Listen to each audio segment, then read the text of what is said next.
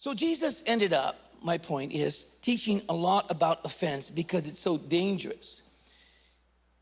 The dangerous thing is it's so socially acceptable because everybody is offended about something. Politics, the next president, the next this, the next that. You what? You vote, I get offended for who you voted for. Look at everybody so still. As if you all are from the same party. We know. Anyways, offense in the Greek means scandalon. And it means to stumble, it means to fall. We've taught on this before. But it really literally means it's a trap stick. A trap stick, well, let me show you. You know, I come from Mexico. Mexico, you don't have mice. You have rats that look like horses. And so you have bigger traps. This is a rat trap. This is un ratatrapo. Anyways, this is a trap. And this right here is called, oh, look at that. It goes even up on the screen. Isn't that amazing? This is a trap stick. Now, what most people think is that when they get offended, that's the impact. Oh, no. See, the interesting thing is when you hear this, I would be the happiest. I remember being in Mexico. We have, like I said, pretty big rats. And even here where I live, there are water rats. Shoot them. Anyways, okay. If you, I think Mickey's a rat. Anyways, the point is, I would love to hear this sound. Let's hear it. But you know what? The sound that, let's hear it again. You gotta be faster. Let's hear it again. Okay, you're slow on your knuckles are too big. Anyways, when you'd hear the rat trap, you know, that was not enough for me. You have to hear the rat, you have to hear the what? Oh no, that was your cue, sir. No, it should have gone boom. That's what you should have done. Anyways, you should have heard that. But then you wanted to hear the flop, flop, flop, flop, flop, flop, flop. Oh, that's a good sound. You know why? Because now you know you got him. You got him, bro. Got him right there. You know, well, he might be in the roof. He might be under the, but you know what? What's happening, I'm not trying to gross anybody out. Oh, rats. They're really around you. Anyways, I mean, in Hawaii. I didn't mean people sitting next to you. I don't want to be misinterpreted. He called me a rat. I know he did. I did not. Snap out of it. Anyways, now what's important is about this trap is it's once the trap stick is released, that's what happens, as you just saw in the picture, is that the rat or the mouse, let's call it whatever, you know, goes for the bait because let's just call it cheese. He smells the cheese. Okay, that's what happens when you smell gossip. I'm sorry, when you smell rumors. I'm sorry, when you smell, you know, when you smell secondhand, what y'all getting all, and all of a sudden, will you take the bait? Will you take the bait? When you take the bait, it's not just, the snap.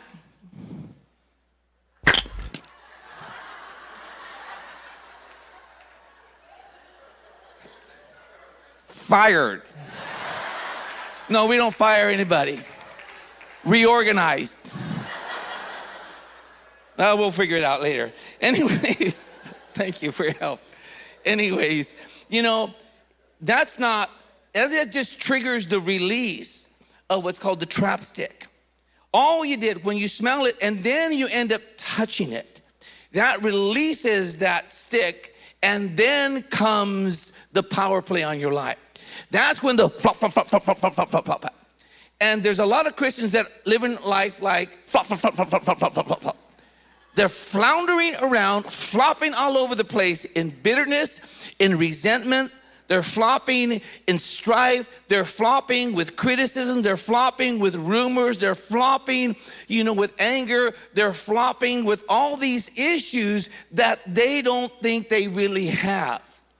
But it affects their decisions and everything they do.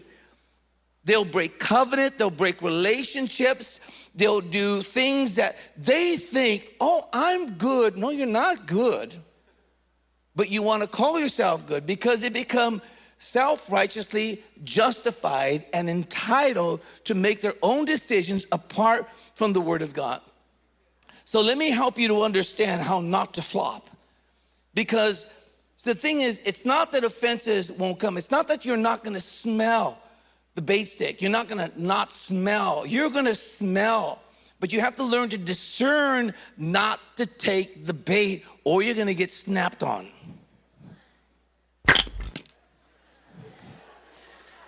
That is the weakest snap. Did you hear that one? Just kind of puttered out. That's good. Anyways, so Jesus said it's impossible that an offense not come. See, again, we live in an offended world. Everywhere you go, every single day, you'll probably be challenged at some level or another to be offended. The adversary doesn't care where you get offended as long as you take the offense. Because once you take the bait, whether you're in the church or with your family or on the job or in some neighborhood or with some group of friends, whatever it is, as long as you get offended, that's where the poison begins.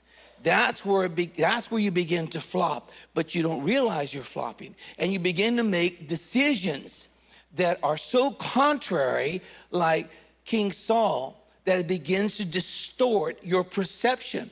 It begins to distort what you once called honor, what you once called loyalty, what you once called commitment, so you'll leave a marriage, you'll leave a relationship, you'll leave a God-ordained situation. You'll leave certain things that you knew at one time you were convinced was a God thing, but because you got offended, but you're gonna say you're not.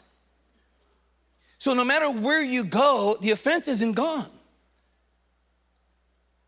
See, this is the thing. You can move to a different city. You can move to a different country. You can move to a different church. You can change jobs. You can change friends. You can change anything you want to change. But it doesn't mean that because you've changed on the outside, everything is different on the inside. And that's the danger.